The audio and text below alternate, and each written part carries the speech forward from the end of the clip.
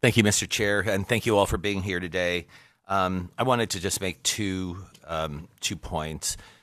One, I heard a little bit about a concern that the activities of council, a suggestion that activities of council should be restricted and should not include being at a press conference, for example.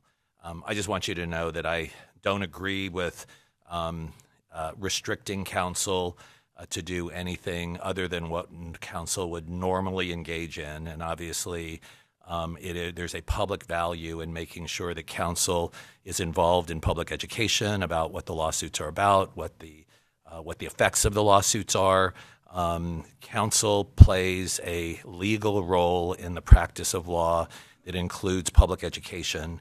And so I just wanted to sort of push back on, I didn't want to let the day go by without pushing back on the assertion that council should be limited to less than what council would normally do in any other case. So that's just a comment.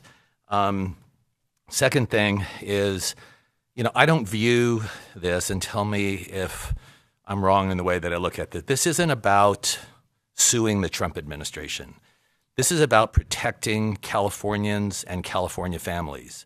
And it's about helping people. It's about making sure that whatever happens at the federal level, and we don't know what that's going to be to a great extent yet, that our government is actually looking out for the rights of California families. And that is about whether or not folks that are in mixed status families can remain here. It is not an insignificant set of rights and something that people don't care about if you are in a mixed status family, and it obviously affects American citizens, to make sure that our government is looking out for those families and making sure that they have the right to work, that their kids have the right to go to school without fear, that they have a right to obtain medical care, all of the things that normal families do. We don't know yet what the effect of these federal policies are going to be. And this isn't about suing the Trump administration. It's about protecting California families, many of whom are mixed status, and also families that may not even be of mixed status, but may look like they're immigrants and will be caught up in policies that if there's not someone looking out for them, we're going to have a lot of folks harmed. So I just, I just want to push back on this notion that what we're doing is insignificant and about picking a fight.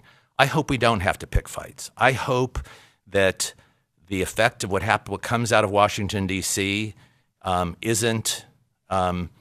Is pulled back, frankly. I mean, I don't like what I've seen over the last few days, saying that we've had normal law-abiding citizens and people who are not criminals and who are working to pick our food and to work in the tech sector and caring for our elderly and people who are sick, that those folks are getting caught up in these raids.